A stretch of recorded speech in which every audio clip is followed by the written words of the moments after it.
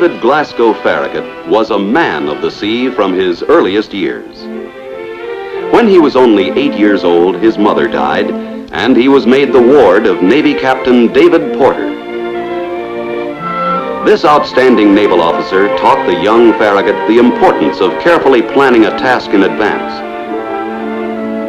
the importance of performing each detail with skill and care, and of following through the overall plan with unwavering resolution, factors that were basic reasons for Farragut's becoming one of the greatest leaders and officers in American naval history. When he was only 9 and a half, he was given a midshipman's warrant, and his Navy career was launched. When the War of 1812 broke out with Britain, Farragut was aboard the frigate Essex with Captain Porter in command. On August 13th, the Essex fought and defeated the Alert, a 20-gun British sloop. The Alert was the first British man-of-war to be taken in the War of 1812. The Essex took a large number of British prisoners aboard. Sullen and ugly, they plotted to take over the ship. On the night set for the attack, the watchful 10-year-old Farragut saw the leader, pistol drawn, pass his hammock. Sensing what was going on, Farragut slipped from his hammock and crept noiselessly to Captain Porter's cabin in hopes of warning him. Thus, Farragut showed at a very early age the coolness and resolute courage that were among his greatest attributes. His brave deed gave Captain Porter the opportunity to arouse his crew, suppress the revolt, and save the ship. After a highly successful cruise in the Atlantic, the Essex was ordered into the South Atlantic to join the Constitution and the Hornet in operations against the British fleet. But no rendezvous could be made with these vessels. Captain Porter found himself alone off the coast of Brazil, dangerously low on stores, and with a possibility of attack by overwhelmingly superior British forces, an ever-present danger. His original orders had been to cruise in the South Atlantic and then proceed to the Pacific. So Porter set sail for Valparaiso, Chile, the nearest friendly port. The Essex was the first U.S. naval vessel to round Cape Horn.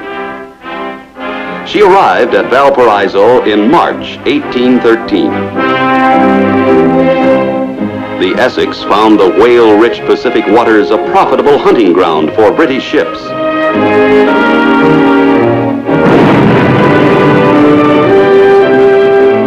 The Essex proceeded to capture over half the entire English whaling fleet. Captain Porter's prizes were so numerous that the 11-year-old Farragut was put in charge of a captured whaler, the Barclay. In his first experience at command, Farragut handled himself with great ability and safely sailed his prize to Valparaiso and then rejoined the Essex. The British eventually caught up with the Essex. The Essex found herself in a hopeless battle with two big British men of war, the Cherub and the Phoebe.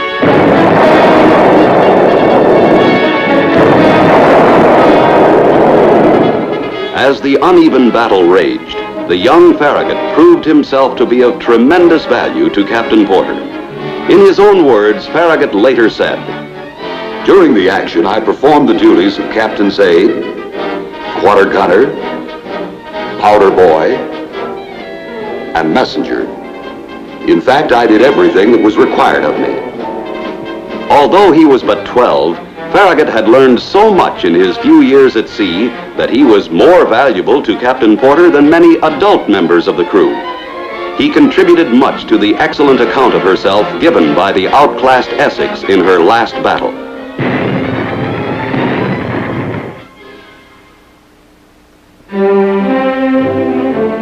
Farragut served on many ships in the 10 years following the War of 1812. He received his lieutenant's epaulet in 1825. He was next ordered to the receiving ship at Norfolk. Here he broke all precedent by establishing a school for uneducated enlisted men. Farragut's own formal schooling was meager. he had educated himself by taking every possible opportunity to read, study, and learn. He wanted his men to have a similar opportunity to educate themselves. He knew the educated man learns more quickly, advances faster, and does an overall superior job. In 1832, he became executive officer of the Natchez, his first big job afloat. As a result of his early training and great zeal, he quickly made his mark as an outstanding executive officer. A fellow officer said of him, "Never was a crew of a man of war better disciplined or more content or happy. The moment all hands were called and Farragut took the trumpet, every man under him was alive and eager for duty." On one occasion, he took the Natchez out of the harbor of Rio against a strong headwind. This required superb seamanship, since the harbor entrance is quite narrow. There were several foreign men of war in port whose officers and crews were watching closely. Many declared that under these conditions, he could not clear the harbor successfully, but it was done without balk or failure. All hands, officers and men, felt the glow of pride and satisfaction from serving with such an accomplished seaman.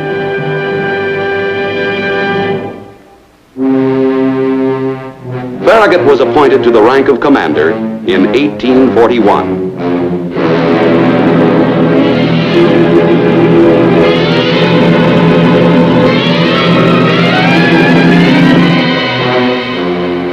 When the war with Mexico broke out, he was on shore duty in Norfolk.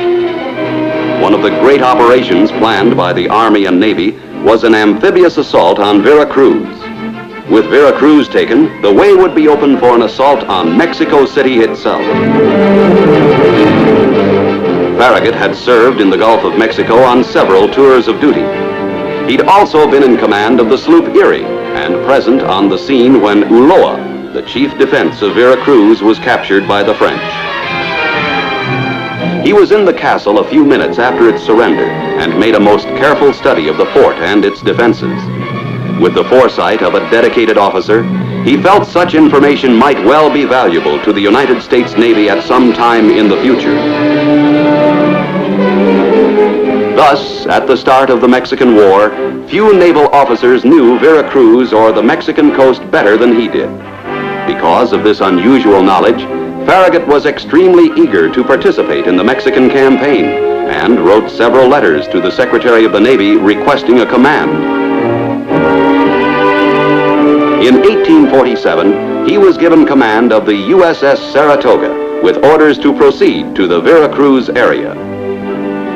Because of a shortage of enlisted men, he was forced to sail for Mexico with his crew 10% short and largely untrained. With his typical efficiency, Farragut carefully trained his men on the voyage south, and by the time he arrived off Veracruz, the ship and the crew were ready for action. But the castle of San Juan de Ulloa, as well as Veracruz, had already surrendered. Soon after this, the disappointed Farragut was given the monotonous duty of blockading the coast. This was his uninspiring task until the war ended.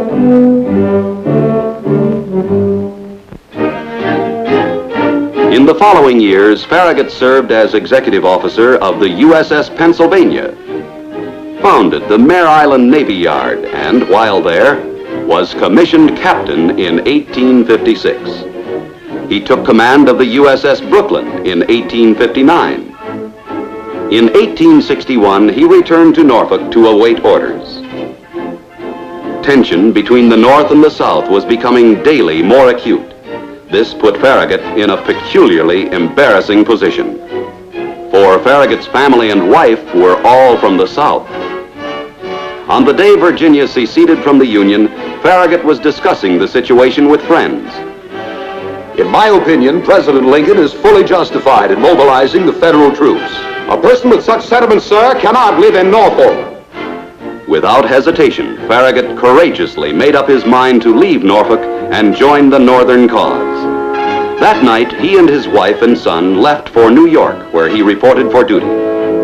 Thus did Farragut make the extremely difficult decision to fulfill his oath to defend his country, come what might.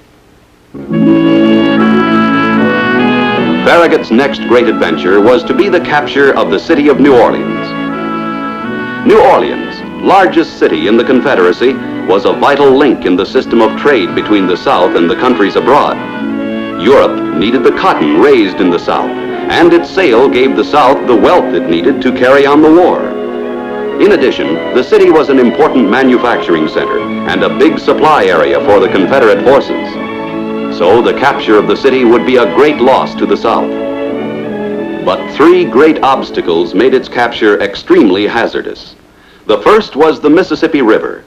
New Orleans was about 100 miles upstream. To reach the city from the Gulf, an expedition would have to penetrate one of the 5 river mouths, all silt-filled and much too shallow for the large, heavy-gunned ships that would be needed. The second barrier consisted of 2 very powerful forts, Fort Jackson and Fort St. Philip. The third was the Confederate fleet. Despite these great odds, the Secretary of the Navy set up a committee to look for a man to head the assault.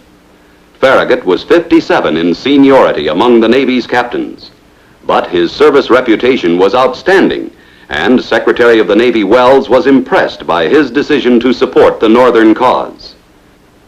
The committee, noting his enthusiasm and self-confidence, recommended that he be promoted to flag officer and given command of the operation. In February 1862, he arrived at Ship Island in his flagship, the Hartford, and set up headquarters. Farragut was famous for his careful preparations, and weeks of planning followed. In a letter to the Assistant Secretary of the Navy, Fox, Farragut requested more medical officers and medical supplies. He wrote, "My greatest anxiety now is to have proper comforts for the sick and wounded, for somebody will be hurt." During the weeks of planning, Farragut worked closely with General Butler, who was in command of the Army troops in the operation. In fact, Butler provided much-needed fuel for the ships when it was extremely difficult for Farragut to obtain it. In preparation for taking his ships over the sandbars and into the Mississippi, Farragut had all excess weight removed. Even so, most of the ships had to be dragged over the bars, a back-breaking operation that took nearly a month. Each ship was then individually prepared for the assault. Extra spars and rigging were sent ashore.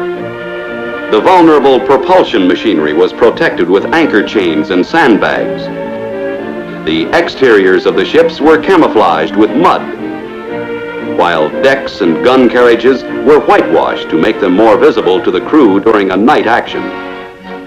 Netting was rigged to protect the men from falling spars and splinters. Tubs of water and sand were placed on deck for fighting fires. And special lightweight ladders were built to help the carpenters go over the side to repair shell damage to the hulls. Then, as a prelude to the assault, Fort Jackson and Fort St. Philip were bombarded for a full 6 days.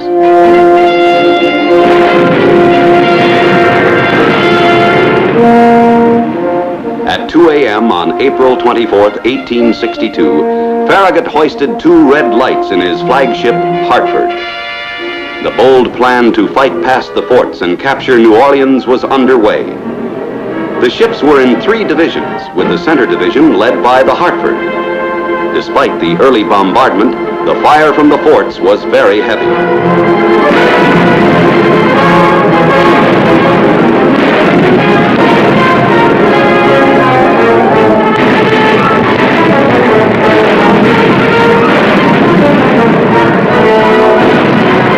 Even though resistance was fierce, 13 of the original 17 ships got past the forts. After a spirited engagement above the forts, they defeated the 11 ships of the Confederate Navy, and the next day anchored off New Orleans.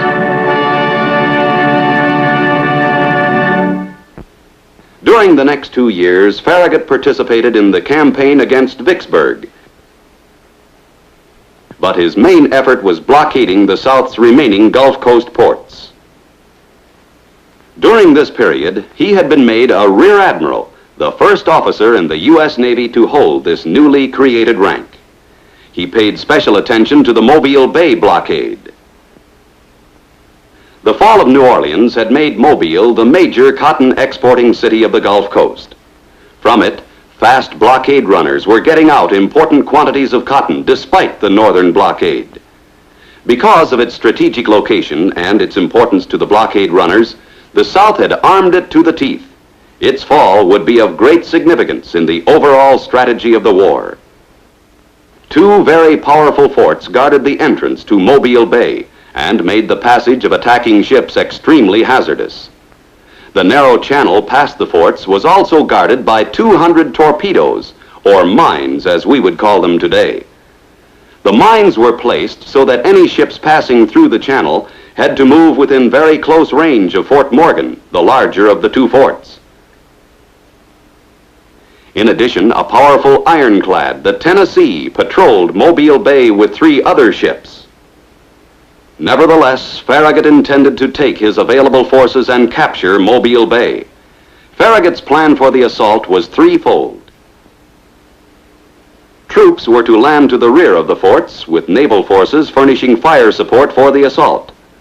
The 4 monitors were to enter the channel first, pass close to Fort Morgan, and thereby attract most of its fire. 7 pairs of wooden warships, lashed together, would make the run past the forts during daylight. The larger ships would shield the smaller ones from the fire from Fort Morgan. When the ships entered the bay, the monitors were to engage the Tennessee. In his usual thorough manner, Farragut ordered the ships stripped for action, camouflaged, and made ready as they had been at New Orleans. After weeks of preparation, Farragut gave the order to start the assault on August 5th, 1864. Farragut climbed into the rigging of the Hartford to get a better view of the operation. The ships entered the channel in 2 columns as planned. Difficulties developed almost immediately. As the fleet neared the narrow channel under Fort Morgan, the enemy ironclad Tennessee moved into a position to attack. The leading Union monitor, Tecumseh, somewhat in advance of the column of wooden ships, hit a mine and sank almost immediately. Farragut ordered a gunboat to lower a boat and pick up survivors. At this point, the Brooklyn, the leading vessel in the column of heavies, fearful of entering the minefield, reversed its engines and stopped. The captain of the Brooklyn shouted a warning about the mines to Farragut. Farragut realized that the situation was critical and could quickly become disastrous unless he acted. The Brooklyn was still motionless, and there was the imminent danger of the ships astern in the narrow passage being forced to stop, drifting into each other and becoming perfect targets for the defending gunners. It seemed almost impossible for the Hartford to lead the column past the Brooklyn. The tactical situation was such that Farragut was faced with but 2 alternatives. The first was to lead the column of heavies through the treacherous torpedo field, for his monitors were already in the regular channel. The second was to retreat. Farragut had to decide in seconds whether to proceed or attempt to reverse course and withdraw from Mobile Bay, making the operation a complete failure. Later he said, "It was the supreme moment of my life." Farragut made a split-second prayer for divine guidance. An inner voice seemed to reply, "Go on."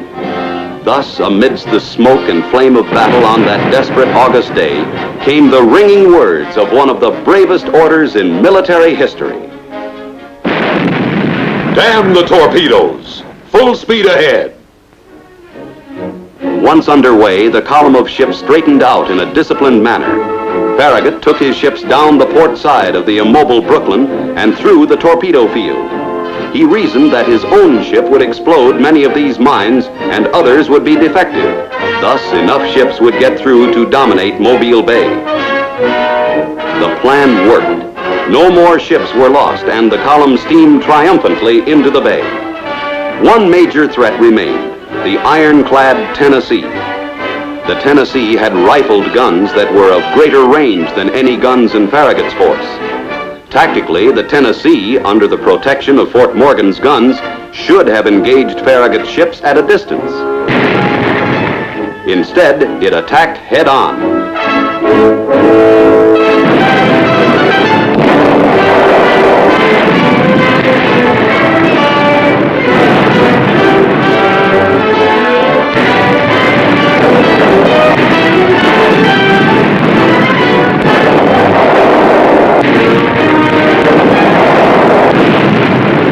short, desperate fight, the Tennessee surrendered. Soon after, the forts guarding Mobile Bay surrendered to the attacking Army forces.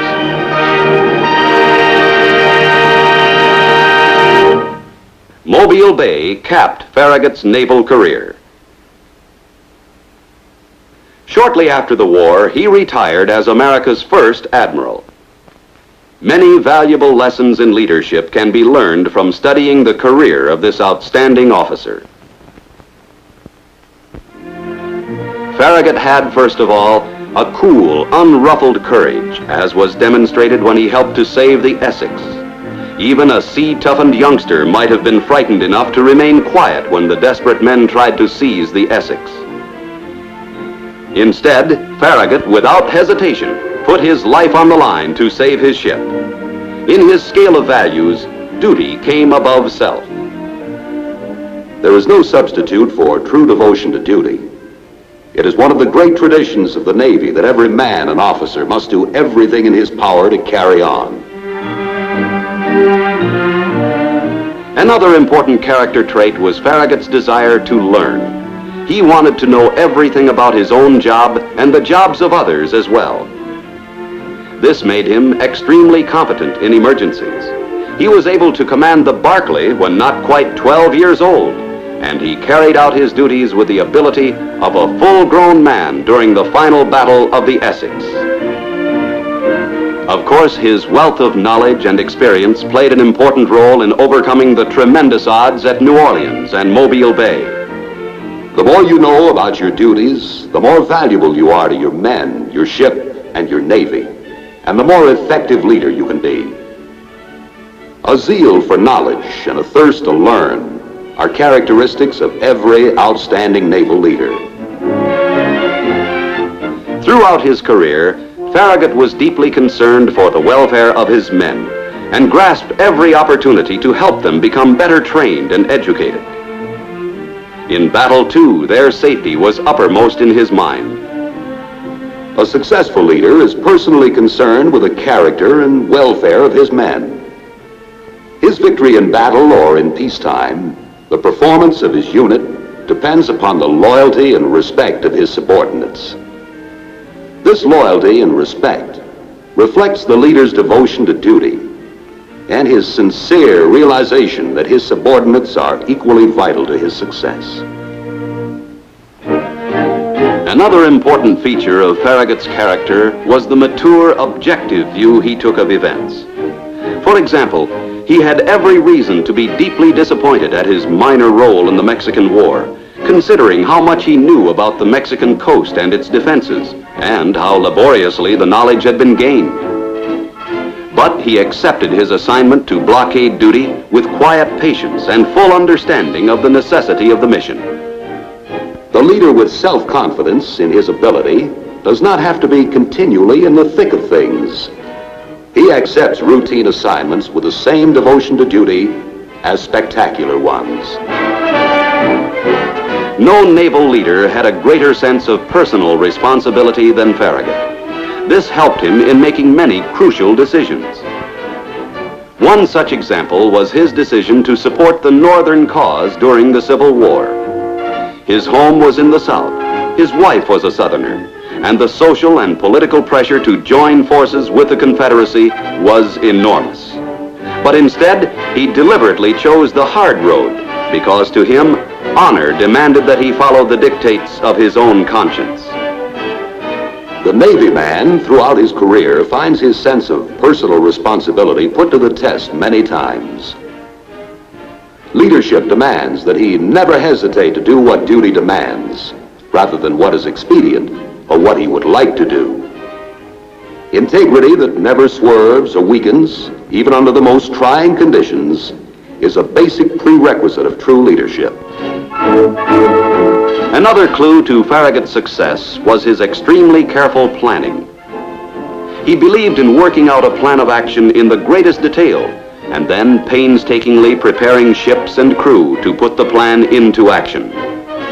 When time was available, he used it to the utmost, but every bit of preparation paid off handsomely. True leadership is based on the willingness to take the time and trouble to plan carefully, prepare meticulously, and train thoroughly.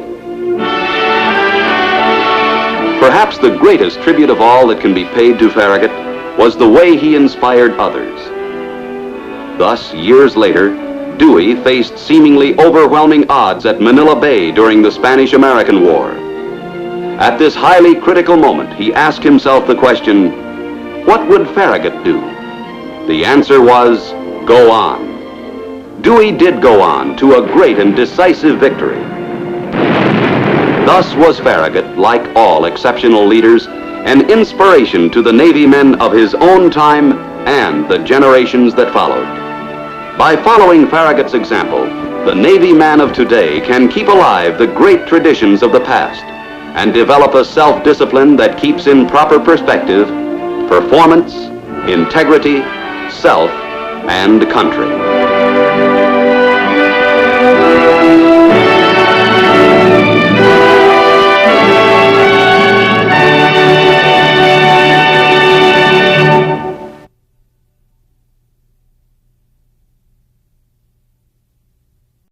Standing naval officer taught the young Farragut the importance of carefully planning a task in advance, the importance of performing each detail with skill and care, and of following through the overall plan with unwavering resolution, factors that were basic reasons for Farragut's becoming one of the greatest leaders and officers in American naval history. When he was only 9 and a half, he was given a midshipman's warrant, and his Navy career was launched. When the War of 1812 broke out with Britain, Farragut, sensing what was going on, Farragut slipped from his hammock and crept noiselessly to Captain Porter's cabin in hopes of warning him. Thus, Farragut showed at a very early age the coolness and resolute courage that were among his greatest attributes. His brave deed gave Captain Porter the opportunity to arouse his crew, suppress the revolt, and save the ship. After a highly successful cruise in the Atlantic, the Essex was ordered into the South Atlantic to join the Constitution and the Hornet in operations against the British fleet. It was aboard the frigate Essex with Captain Porter in command. On August 13th, the Essex fought and defeated the Alert, a 20-gun British sloop. The Alert was the first British man of war to be taken in the War of 1812. The Essex took a large number of British prisoners aboard. Sullen and ugly, they plotted to take over the ship. On the night set for the attack, the watchful 10-year-old Farragut saw the leader, pistol drawn, pass his hammock.